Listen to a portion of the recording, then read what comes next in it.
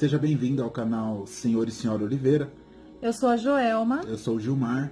E nós estamos aqui, pessoal, hoje para falar sobre 3 assuntos: ansiedade, suicídio e depressão. A pedido, de alguns inscritos do canal. Então nós vamos falar hoje sobre ansiedade. Vamos repartir, o vídeo em 3. E repartir esses 3 temas em 3 vídeos, para ficar mais específico o vídeo. E vamos falar sobre os assuntos. Pessoal, começando hoje por ansiedade, eu quero antes, de nós começarmos, deixar claro para vocês que nós não somos profissionais da área, por isso nós temos referências, meio que uma obrigação você falar de um assunto. Nós vamos colocar aqui no finalzinho da página. Sim, referências como a doutora Rosana Alves, a Maria Caliani, que são pessoas que nós temos estudado com elas ao longo de alguns meses, até para poder chegar e passar a informação para vocês com segurança, ok? Vamos lá, Vida Branca, o que é ansiedade? Ansiedade é um distúrbio mental, que é caracterizado por sentimentos de medo, aquela ansiedade excessiva. São distúrbios exagerados, são coisas que podem te interferir e prejudicar no seu dia a dia, seja ele no trabalho, seja ele no relacionamento com familiar ou no relacionamento conjugal, Então, isso seria uma ansiedade, assim... basicamente falando, resumidamente falando. Bom, então a ansiedade, ela traz esses sintomas. E aí eu queria saber como que eu diferencio uma ansiedade patológica, que é caracterizada como uma doença, de uma ansiedade natural, uma ansiedade que, até onde eu sei, uma é traço e a outra é estado. O traço é quando a pessoa carrega atrás de uma forma genética, que já é algo patológico. E estado é quando quando é o natural. Como que a gente diferencia isso? Como eu consigo saber se eu tenho essa patologia ou não? Se eu tenho essa doença ou não? Dá para diferenciar. Só antes de entrar nesse assunto, só lembrando também que esses transtornos de ansiedade, eles também acabam comprometendo aí a crise de pânico, depressão, esses tipos de transtornos obsessivos, É uma coisa assim que eu queria deixar assim também embasado. Agora, respondendo sua pergunta, como diferenciar? Existe aquela ansiedade em que amanhã eu vou fazer uma prova do Enem, um vestibular. Sim. Estou ansiosa para ter que super ansioso. Ir para uma entrevista de trabalho, para ir para uma entrevista. Então eu fico ansioso, eu fico assim, eu sinto aquela vontade de comer compulsivamente, eu fico pensando como que vai ser, já projeto como vai ser o dia do amanhã. Isso é uma ansiedade isolada. Isso é algo que não é patológico. O que é patológico? No caso da ansiedade patológica, está incluído ataque cardíaco, sudorese, palpitações. Está incluso também algumas reações de medo, que inclui o que eu falei, sobre o transtorno da crise do pânico. Sim. Então, na verdade, ele causa irritabilidade, causa inquietação. Já viu aquela pessoa que fica assim, você tá num lugar, mas a pessoa já tá assim, tremendo, treme perna, treme braço. Ou seja, ela já tá apresentando uma crise de ansiedade, porque ela tá aqui nesse momento com você, sim, mas o pensamento tá tão acelerado a ponto dela tá pensando em outra coisa. Ou seja, então, pelo que eu entendi, a ansiedade que não é natural, que é patológica, é aquela ansiedade que eu estou ansioso mesmo sem ter um motivo específico. Eu estou ansioso porque eu já sou aceleradamente ansioso. Esse processo. Eu sofro por antecedência. Exatamente. Que é um pouco do que a doutora Rosana. E como que isso acaba atrapalhando nos relacionamentos? Existem pessoas que acabam, como é que eu posso dizer, potencializando essa ansiedade em alguma área da vida dela. Ela já é ansiosa, ela tem essa ansiedade patológica, ela sofre dessas crises em alguma circunstância, que se você observar diante de alguns estudos e perceber essa ansiedade, mas existem também onde ela potencializa. Um exemplo, um relacionamento. Normalmente a ansiedade, ela bagunça muito nessa parte de relacionamento.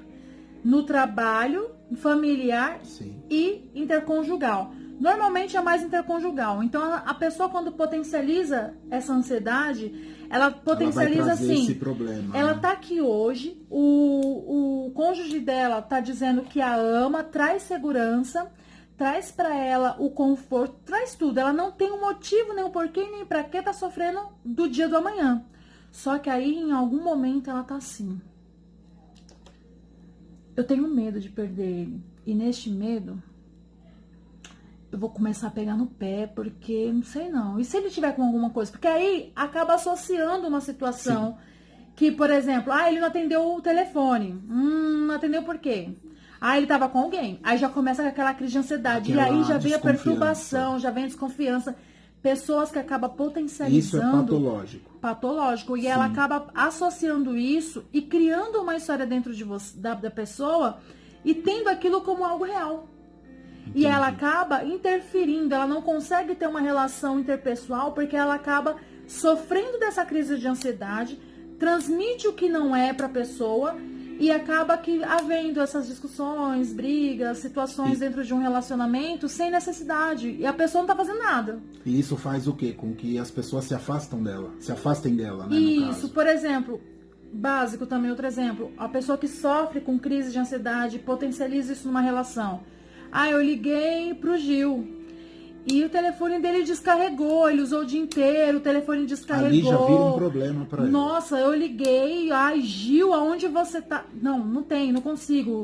Simplesmente já penso milhões de coisas e aí eu já fico assim, quando ele chegar, eu quero só ver, porque eu tenho certeza que ele tava com alguém.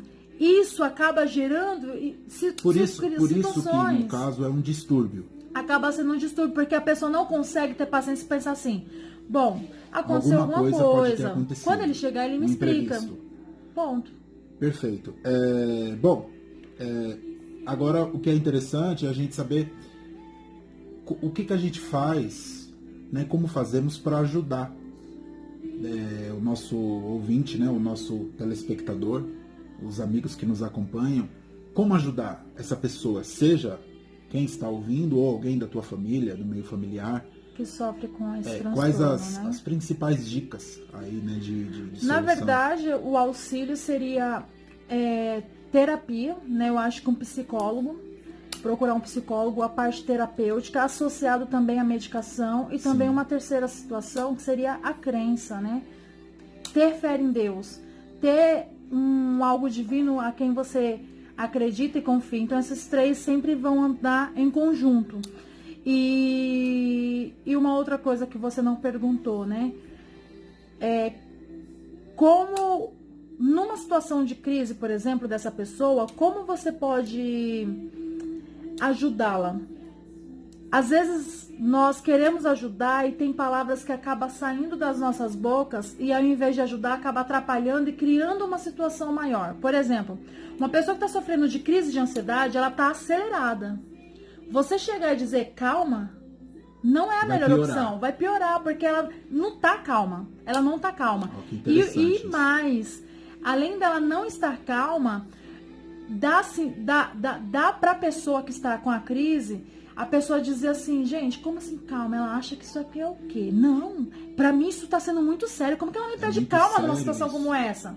Então, saber como lidar, saber como falar.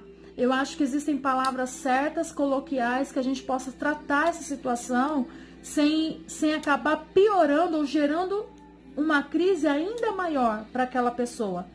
Então, assim, eu fiz um resumão assim, de tudo para vocês tentar entender um pouquinho. Assim vai ser também nos outros vídeos, mas nós colocaremos aqui 2 referências, como o Gil falou para vocês no início do vídeo. E você que estiver interessado, entra, é bastante interessante. Os vídeos são um pouco longos dessas médicas que ele vai estar colocando aqui na descrição do vídeo. Só que é muito proveitosa, você vai conseguir entender melhor. E aí, claro, você que estiver interessado, procurar e pesquisar melhor.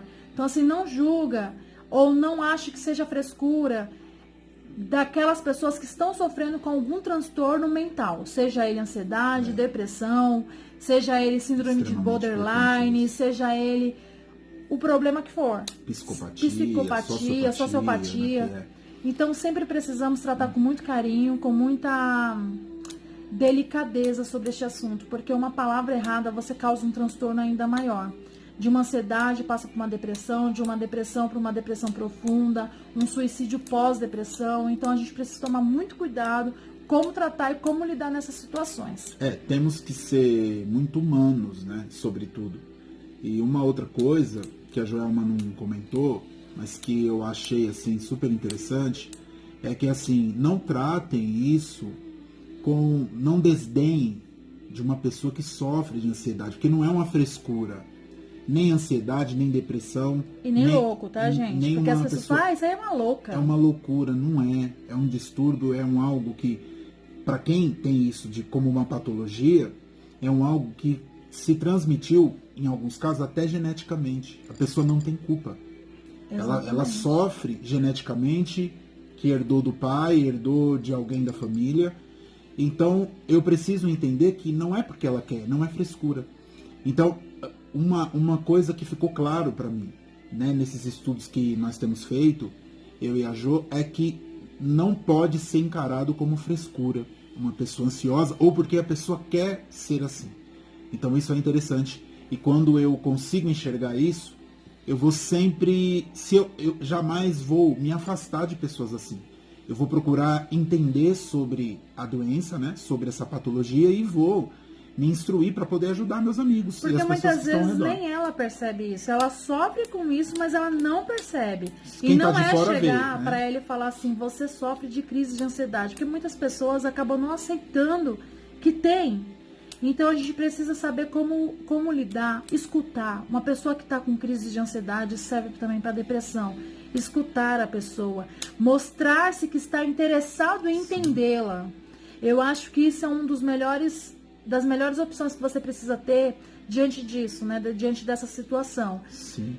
Tem alguma coisa? Uma outra coisa, infelizmente, no Brasil, nós não temos ainda a cultura da população buscar ajuda com profissionais da área. Na Europa, isso já é algo mais comum, principalmente Europa, Estados Unidos, sobretudo. Então lá você já consegue, na sociedade em si, ir a um psicólogo é algo natural, é algo que é recomendável a todo tempo. Já no Brasil ainda existe uma cultura muito arcaica quanto a essa questão. Então esses vídeos, espero que eles sirvam, né? Espero que este vídeo sirva para talvez você refletir, expandir seu conhecimento e não se esqueça, né? Na descrição você se aprofundar nos assuntos com profissionais da área. Ok, pessoal? E se você gostou deste vídeo, se inscreva no nosso canal, compartilha, dá um like, que nós iremos estar tratando sobre outros assuntos. No próximo vídeo nós estaremos tratando sobre depressão. E continuem pedindo, comentando, façam comentários, né? Sejam discordando ou concordando, pontuando coisas que talvez vocês acham que ficou talvez em aberto. E não tem problema, se for preciso a gente faz a parte 2 também, né? A gente pode fazer a parte 2. E é isso, pessoal. Beleza? Um beijo a todos vocês. Um beijo no coração de vocês. Tchau, que tchau. Deus os abençoe. Amém.